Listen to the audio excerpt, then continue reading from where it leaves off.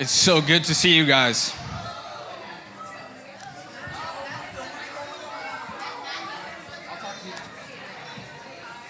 I love it. I love it. A lot of families. I got to tell you something, the last couple of weeks or so, really like the last month, I've had a lot of pleasant news and a lot of pleasant surprises. I've been thinking a lot on my life because maybe some of you don't know, but a lot of you know that my wife and I are expecting a child, a baby. That's right, come on. Oh, I'm preaching today. Yes, let's go. And I couldn't be more excited to be a father. I really couldn't. I mean, I know I look about 16, but I feel like all my life I've been wanting to be a dad. And it's weird to say that, right? Because when you're like 12, when you're a kid, when you're a boy, right? You never think about responsibility ever. But for some reason, when I found out about the news of us being pregnant, oh man, it overjoyed it made me feel like I'm fulfilled. And it's such a strange thing to love someone so much before you even get to meet them.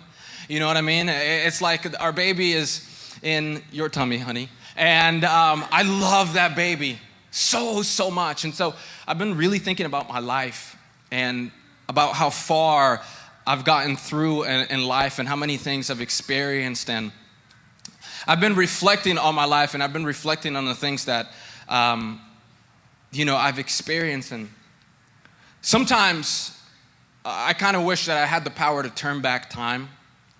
Not to change anything that's happened in my past, but maybe to relive some things twice. You know what I'm talking about? And to revisit these key and pivotal moments in my life that really defined who I am. And the funny thing is that most of the redefining and formational moments of my life have always been attached to failure. For some reason, when I look back on my life, I think of these pivotal moments where I chose to become a person of faith or a person that is more knowledgeable about who I am after my failures. And isn't it funny how sometimes what teaches us the most about who we are is the failures that we go through? And it's not so much so that failure should shape us as much as what happens after we experience failure in our lives. It's like the moment in between failure and what you're going to do next. Because in reality, there's absolutely nothing more in your life that will show you what you are made up of and who you are than the moments when all your dreams and all your aspirations, when all the energy that you put into accomplishing something fails. I don't know if you've ever experienced that in your life, but that's actually a common theme in my life. In my life, when I've tried to accomplish great things, more often than not, they're met with failure. They're met with not really meeting the expectation that I had for my life. And I don't know if you've realized this, but the pivotal moments in your life are not so much when you succeed, but when you get started towards your success. You see, people like to think that our life is a pinnacle of moments, the climax of moments, because that's what we put on Instagram, That's what we share with people, our successes, the moments that worked out the best, the moments that we made it.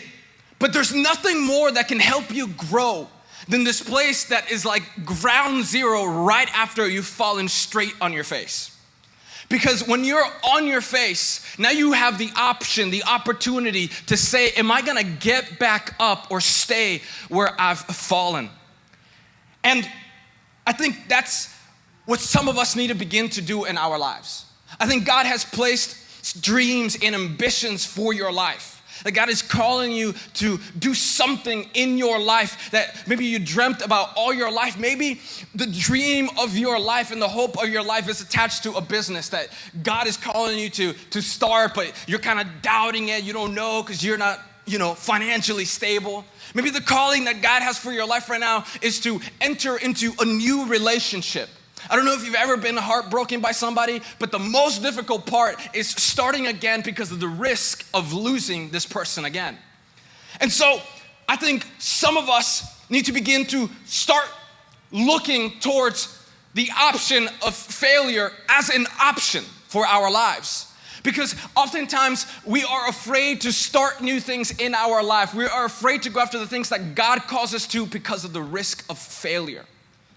And nothing will stunt your growth. Nothing will quiet you down. Nothing will keep you from understanding the depths of what God is trying to do in your life, except those moments when you decide you're going to do nothing at all. Those moments where you decide that failure is not an option. And so I think some of you need to begin to risk the option of failure. And some of you need to begin to try to go after what God has called you to, because God is trying to create an intention within you. And you will never know your intention unless you go after the things that God has called you to. And here's why this is so crucial. Because when you do not go after the things that God has called you to, or what you feel you're being called to, you begin to stop growing, and you begin to take on someone else's intention, because the shadow of someone else's intention is easier than your own. But there is absolutely nothing worse for your life than living someone else's intention because you're too afraid to live your own life. But I think there's a different kind of failure. A failure that is not attached really to our type of success, but a failure that looks a lot more like pain. A failure that looks a lot more like disappointment and discontent. Maybe the failure, not of you, but the failure of your parents. Maybe the failure that you think about is that you entrusted somebody with your hopes and your dreams, and what they traded in for was just stealing the very life that you entrusted them with. I don't know if you've ever experienced any sort of pain. I don't know if you've ever experienced any sort of discontent or disappointment. But sometimes the failures in our lives that loom over us are not even our own failures, but the failures that have been pressed upon us by the people that we thought we could trust with our lives. Anybody in here ever had a dad and mom? Yes, sir. Okay, I'm trying to see gauging the attention here. Okay, nobody here has a dad or a mom. All right. Part of the thing that terrifies me when thinking about being a father is the ability that I will possess, or I possess, to impress upon my children my own failures. See, some of you are the age of 25, some of you are the age of 30, some of you are over 60, and the failures of your family have haunted you all your life. And you will rather refuse to start something new in your very life, not because of the failures you've experienced, but because of the failures that have been impressed upon you. So some of you have been carrying this burden of failure. You've been carrying it for so long that it's actually become your identity. And by the way that you can know if failure has become your identity is actually quite simple. If what owns your story is not your future, but what owns your story is your past. I don't know if you've ever met this kind of an individual before. Maybe you are that kind of individual. That when people ask you about what your life is like and what you're doing, you only talk about your past. You only talk about the things you accomplished or the things that you did not accomplish. But when you meet somebody who is so impressionable about the future and hoping for the best and hoping for what is to come, you begin to realize that they're not so caught up on the things that did not work. They're caught up on the things that are going to work. And I think that what happens in our life when we stop growing, when we stop looking at the failures of our life because we are avoiding them instead of confronting them is that it actually creates an illusion of what life is really like. And there's a scripture in John chapter 10 that is going to speak directly to our need, directly to the thing that is the most crucial and important for us today.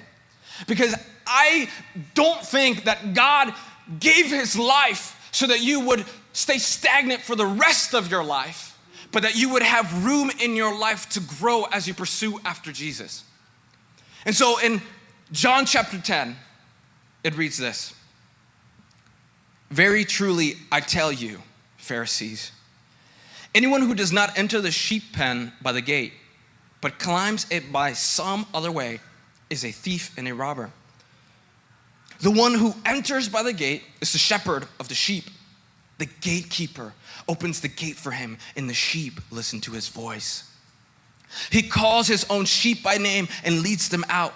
When he has brought out all his own, he goes on ahead of them, and his sheep follow him because they know his voice. But they will never follow a stranger. In fact, they will run away from him because they do not recognize a stranger's voice. Jesus used this figure of speech, but the Pharisees did not understand what he was telling them. And then in verse 7 it says, therefore Jesus said again, very truly I tell you, I am the gate for the sheep. All who have come before me are thieves and robbers, but the sheep have not listened to them. And this is the context. This is the underlying most important part of today's conversation. Check this out. He says, I am the gate. Whoever enters through me will be saved. They will come in and out and find pastures. The thief comes only to steal and kill and destroy. I have come that they may have life and have it to the full. I got one. Okay. If one of us claps, we all got to clap. This is such an interesting passage to me. It always has been, because since I can remember, I've been alive. Isn't it weird when somebody says something that's like so obvious that it kind of like seems like it's wrong?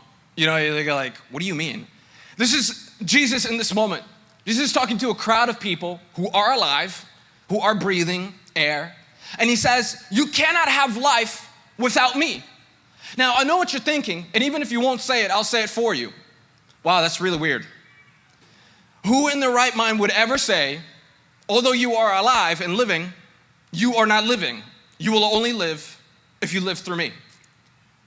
See, I think a lot of our issues with what Jesus says doesn't have to do with the fact that Jesus says them, but our understanding of what Jesus is talking about. See, because if Jesus is simply talking about your 9 to 5, wake up and go to sleep, then yeah, he's kind of wrong. You are living. You are breathing. Everybody in here take a deep breath of air. So, Jesus, why are you telling me that you are the one who gives me life? And I think it's extremely interesting who he's talking to as well. People who are doubting who he is, people who are doubting what he stands for. And Jesus has this call that has an implication over our faith that is, if you want to live life and you want to live life to the fullest, it actually starts with me. Yes, sir. And it doesn't seem like that makes sense unless the God of the universe is filled with so much life that our life doesn't seem like life really. It seems more like existence. You see, you can be aging. Some of you, everybody in here is really young, but some of you in the world out there are older. And we equate our lifespan and how long we've lived based on our age. But what Jesus is saying here is your age has actually nothing to do with how much life you live. Your age actually has nothing to do with how alive you are. You can be 10 years old or 150 years old and still not fully understand what it means to be alive. You see, if being alive is simply to breathe your air, then what you're actually subjected yourself to is quite simply being part of this ecosystem that we call Earth. If all that life really is the date that you are born, although you're in the stomach, that's weird. I still don't know why we start at 1 there, but all the way till death, then look what you've destined your life for. You've destined that as long as you work, as long as you make money, as long as you produce other life, then that's all your life will ever amount to. But Jesus isn't making a statement that's controversial because he's defying the laws of physics. Jesus' statement is controversial because what he's calling us to and telling us to is that I have so much for your life that even what you experience right now does not compare to the life I've give you. You see, the life that Jesus is offering here isn't a life that equates the days and years and time that you are on earth. The life that he is telling you is a life that is lived to the full. So the question is, what does Jesus mean by living a life to the full? Well, there are things in our lives that actually rob us from life. Have you ever met around somebody that just sucks the life out of you? I know some of you are like, this is church, I can't be honest. No, of course you can. This is a house, this is a little different. You can be honest. All right, I'll be honest, I have. And there's nothing worse than being in a room with the person who sucks the air out of the room. And they make you feel like you're gonna pass out. Because all they talk about is how they've been robbed, how they are robbing, I guess it's just my friends, all right. They talk about their troubles. They talk about how life is just not going right for them, and there's no hope at the end of the tunnel. Have you ever met that kind of person before? Yeah. And so that kind of person is breathing air. But look at what they've subjected you to as well. To think that the combination of their life is just their issues and their troubles, not their future. See, you will never find anyone that is more unalive and just existing than a person that is stuck in their past. Wouldn't that be horrible? To get older, but only have the memories of your childhood? I work with some people who are like really old, and their mind is like the mind of a child. And I don't mean that in a disrespectful way. I mean that they hold grudges against other people.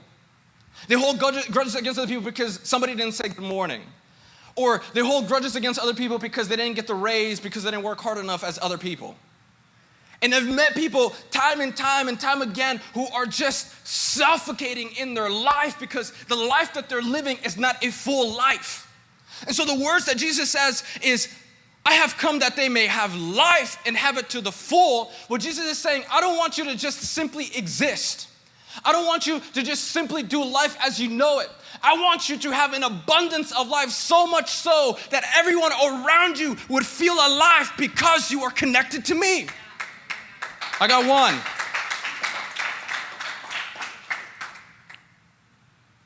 So, this is very interesting because he brings a juxtaposition here. I love Jesus. I'm the pastor, but also, if Jesus was just a teacher and nothing else, you have to admit that the things that they've written about him and the things that he has said are profound. And so Jesus, if we were just to examine him for a moment as just a man, can you pardon me? Just for a man, then the lessons that Jesus has taught on earth are one of the most revolutionary and life-changing stories and lessons that have ever been told. And so when Jesus brings this, what he is saying is this context to the conversation. He's essentially saying, when I enter into your life, there's a trade that happens. You no longer have a life that with the God of the universe seems as just existence, but there is a transference of life because my essence and who I am is in you. And this seems strange because what he's alluding to is that our life to the source of life seems more like death. So when he says that I am the life and I came to give you life and deliver it to the fullest, what Jesus is saying is, I've come to guarantee that you would not experience death, but that you would experience life. Now this is very strange because we're all going to die. Except what if Jesus wasn't talking about the end of our time on earth, but rather the extent and the importance and the value and the depth and the richness of the time that we lived on earth? See, the scripture tells us that God wants to call us from death into life. And the greatest opposition to actually stepping into a life that is more than existence, but to be alive, is unforgiveness. I know, it's like, oh my gosh, what? Oh no, you're talking about forgiveness. Again, it's like the whole thing, Nothing will keep you from living the life that God has called you to and created you for than you not forgiving the pain and the failures of your past. What unforgiveness does is create a wall, and it's an invisible wall. This is metaphors, an invisible wall. that actually distorts the voice of God when it speaks to you. Because what God wants for your life is that you would live a life that is free. And most of us are actually chained in slaves, maybe not to the worst things in the world, like killing people, but we would rather block out people from our existence and consider them dead than forgive them. And what this does is create a wall where God cannot enter into your life and help you live life to the fullest, because you won't let him step into a space within your heart that you would not let anyone into. See, the thing about Jesus is that when you give him your life, he takes all of your life. And I'm not talking about he takes your existence. I'm saying that when you give your life to Jesus, he takes your life and he creates a new intention for your life. And that's what I love so much about what he tells us here, is that when we give him everything that we are, it's hard. Because part of giving him everything that we are is giving him our past, and we only know what we've done in our past. And it's to allow ourselves to be exposed to the words that God is impressing upon us. So when we give him our life, he grabs our life, he blesses our life, he gives us a new intention, and then we begin to live a life to the full. But you cannot give your life to God if you only give it to him in pieces. Have you ever married anybody and kind of loved them? Don't raise your hand. This is the moment to not raise your hand. When you make a lifelong commitment to someone, your intention is, I'm going to give you all my heart. Honey, the fridge is open for the both of us. Honey, your bills are no longer your bills, they're my bills. We share everything together. When we're going to live together, when we're going to do life together, we're going to create life together.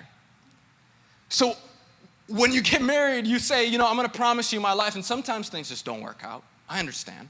But the initial intention is to say, I want to give my life to you, and that means spending all of my time with you. Nobody will see the worst of you than the person that you're doing life with. And could you imagine never choosing love because you're too afraid that they would know that you are not perfect? Except that everyone in this room knows you are not perfect.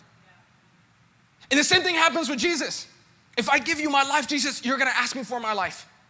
And I don't think you're going to like some of the things that are in there, honestly. But Jesus, what he does when you give him his life is that he looks at your life, he blesses it, and he gives you a guide. He gives you the opportunity to fail. But first, in order to start a new beginning, you need to forgive the failures of your past. See, I love my father and my mother with everything. I love them so much. But I'll be honest, I've had issues with my mom and dad because we're people, we're humans. And sometimes the people who gave you life are just so difficult to deal with, you know what I mean? It's like they know you. It's like, who do you think you are? You don't know me. I birthed you. Sometimes parents can impress upon us so much pain. I've known people that are so old, but still, when they recount their childhood, all they can remember is when their father was not there or the pain that was caused by their parents. And what I've realized in my life is that nothing will keep you more from the life that is living of the fullest than not forgiving the failures of your past. See, I don't think there's a shortage of humanity that thinks humanity is evil. I think the grand majority of people think humans are evil. But I think that there's a shortage of people who think humanity can be trusted. And the reason why a lot of people have this hard time believing that other people can be trusted is because somewhere along your story, someone that you entrusted with yourself let you down. And now anybody and anyone who is a person that enters into your life becomes an opportunity that you risk for failure. Becomes an opportunity for you to not establish or relinquish control of your life, because now if I enter into this new relationship, I have to assume the worst. And there's a commonality behind someone who doesn't trust other people. When someone doesn't trust other people, it's because they're lacking forgiveness in their lives. The most people who are the most untrustworthy, the most people who do not trust people, are the people who have been let down over and over and over by people. And so what Jesus is saying is, I can't give you this new intention that it is to be fully alive, because the responsibility that comes with being fully alive means that now you share life with other people. And you cannot share a life with other people if you're not willing to do life with other people. And so if there cannot be trust within the people that are closest to your circle and to your sphere, then you can never interject, you can never change their life, because you'll be too afraid to open up your heart to them. And so that's what robs us from being fully alive, because the ingredient that gives us life is the power of forgiveness. And the truth about this level and this power of forgiveness is that you can only experience this type of forgiveness if it's been first given to you. This type of forgiveness that I'm talking about is a cosmic one. It's one that outlasts time and space. A forgiveness that tears through all misconceptions about God. Because this type of forgiveness can only be experienced when you create a space in your life for God. A room that He continues to consume. See, I think that whether you believe that Jesus is who He claims to be or not, we can agree that the core of His message is about love and grace. Whether Jesus is who He says or He is not, there is no denying that His number one topic is love and it's grace and it's salvation. And what we realize when we live a life of love and of grace is that love and grace cannot exist if there's no such thing as forgiveness. If there's no such thing as forgiveness in your life. And what this palette of beliefs creates and invites is forgiveness for our life. So when you give your life to Jesus, He looks at your life, He blesses your life, and then He begins to ask you to tear down the walls that would keep Him from fully changing your life. And I love this about Jesus, because when you give your life, He also changes your identity of who you are. See, Jesus' core message, because it's love and it's grace, the structures of failures in your life begin to transform to the structures of love. Wouldn't your life seem so much more different if the structure for your life was not the fails of your past, but rather the structures of love? And then the framework for your life becomes grace. And then your life becomes this signal. Your life becomes this point, this light, your light becomes this light. That there is something different about you, and it actually starts with forgiveness. So then the question that is presented, okay, if I give my life to Jesus, He can change my future. But what about my past? What about everything that I've done? What about everything that I've experienced? What about everything that I've done? I mean, I don't think you understand, like I cut somebody off in traffic this morning. And I was trying to be really spiritual this morning, but some doofus cut me off. So, I let him know how spiritual I am with my, I didn't finish it, but you knew what I meant. So the question is, okay, God, you can change my future. Fine. If I give my life to Jesus, then you'll change my intention, and then everything will change. But what about my past? See, I remember when I was a bit younger, I asked myself this question all the time. I was like, okay, that's cool. The Jesus thing is really cool. God is really awesome. But nothing changes prior to this moment. I did what I did. I experienced what I experienced. There is no hope for my past. And then I realized that Jesus is not bound by time. He's not bound by time and space. You see, when we realize that Jesus isn't just a temporal being, but when we accept that He lives outside of our very existence, then the possibility of Jesus changing our life isn't just momentarily, but it's all our life. And all our life includes your past, your present, and your future. When you invite God into your life, He not only steps into your future, not only does He give you a present, but He also steps into your past and He rewrites your story. So all your life changes, not just this moment. All of a sudden your mistakes are forgiven. all of a sudden, the ones you will do and the ones that you have. And what he does is that he gives you entry. When the scriptures say that he is the gate, what a weird description, unless we know that Jesus is not just someone that we give life or we're given life by, but also that we walk through. When Jesus opens up the possibility to live the fullest, he actually opens up the opportunity for us to look at our past and step in it and forgive the people who have hurt us in our past. So, by the way, that's what we say, God has changed my life. Have you ever heard anybody say, like, God has changed my life? And people are like, it's cool, dude, you look exactly the same. There's nothing new about you. See, when we say, God has changed my life, what we're actually declaring and making public is, you don't understand. God hasn't just changed this moment. The reason why I have so much light, the reason why I'm so in love with the world and seeing people and there's something different about me is not because I'm just hoping for a better future. It's because God has forgiven and given me a new past. That's why we say, my whole life has changed. See, there's nothing more interesting to me than time and space. If you've known me for more than 5 minutes, you know that I'm obsessed. It's an obsession with the construct of time. Time is this interesting thing because time is a thing. Time is this object of our perception of what reality is, and we distinguish what time looks like and what time is based on the rhythm of our solar system. And based on what coordinates and based on what location you are on Earth. And the rotation of the sun and the rotation of the moon, that's time for you. But you know what I found so fascinating is that I went to Europe. I'm fancy. And I was in London. And it was so strange to me.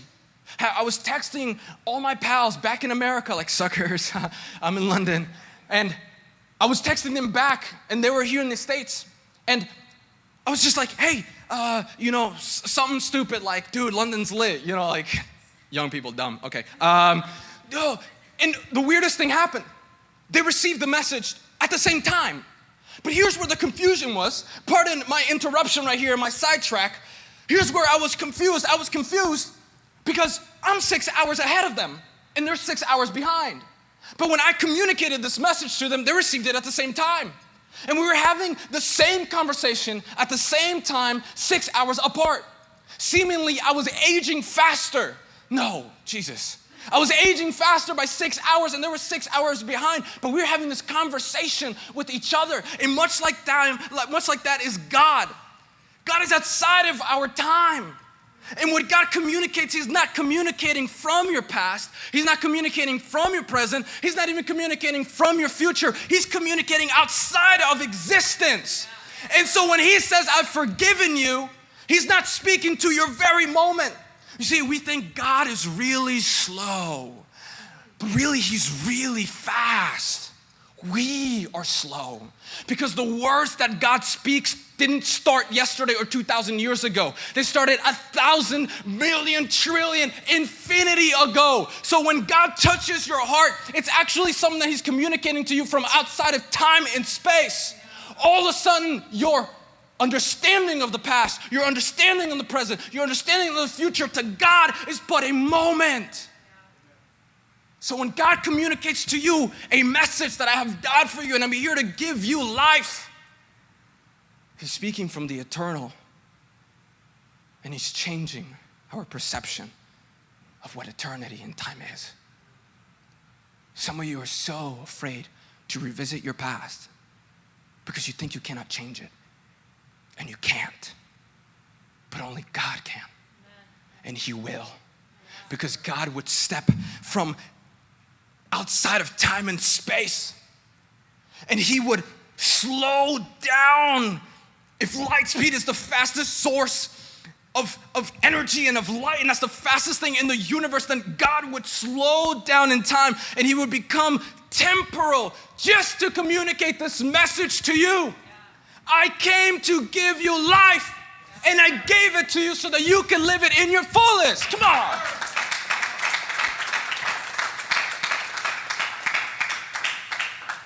And by the way,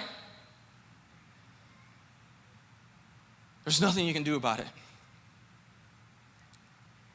There's nothing you can do about what God would choose to do for you. Even if you do not believe in God, I want you to know that God believes in you and that He has entrusted you with the option to either choose life or death. And the choice is ultimately yours. You know, I've known so many people that are like, I can't wait to go to heaven. I'm like, I love heaven too, but like, I'm still young. I still got kids, you know. Like, typically older churches are like talking about heaven all the time. Like, I just got here. You see, so many times people are like, I can't wait to spend eternity. And I'm like, there's a misconception here. You are an eternal being, whether you're with God or not. See, our benefit isn't eternity. Our benefit is an eternal life. Is an eternity with the source of life. Yeah? So whether you believe in God or not this morning, whether it's been difficult for you, I want you to listen to one last thing. Your past has been forgiven, if you so choose. A friend of mine asked me the other day, Juan, that's really cool. Talking about time again, great. And then he goes, how can I give God my future? And I said, you give God your future by giving Him your present. Some of you don't know what tomorrow is going to bring. But I know that when you understand that the God of the universe would step from eternity to meet you here, it was to tell you that you can trust Him. Because the future He has for you is just full of life. I guess you could clap that up. I don't know. So, in verse 14 it says, I am the good shepherd. I know my sheep, and my sheep know me. Just as the Father knows me, I know the Father, and I lay down my life for the sheep. Can I ask you to stand for a second? See, you might be wondering, like, wow, I don't think I have to tell anybody what Easter is about. Easter is about Jesus coming back from the dead, resurrecting. And by the way, He never died because He died. He chose death so that He could rise again. It was always His choice. When we do baptisms, it's not just that we're dipping ourselves in a kiddie pool. Look, we couldn't afford a $30,000 dunk tank, because we just don't have those kind of funds, right? But we picked out a $30 kiddie pool just for you. But listen, the significance of baptisms isn't a religious institutional idea. Baptisms are not just something that you do in a church building. Sometimes people get baptized in pools, in the ocean, in bathtubs. I know, what? Because it's not so much about this ritual. It's about the significance behind the choice you're making. See, when you choose to give your life to God, you cannot wait to declare it to the world. Yeah. And what baptism is a declaration that I'm never going back. Because I've met the one who lives outside of time and space and who's concerned for me. It's a declaration.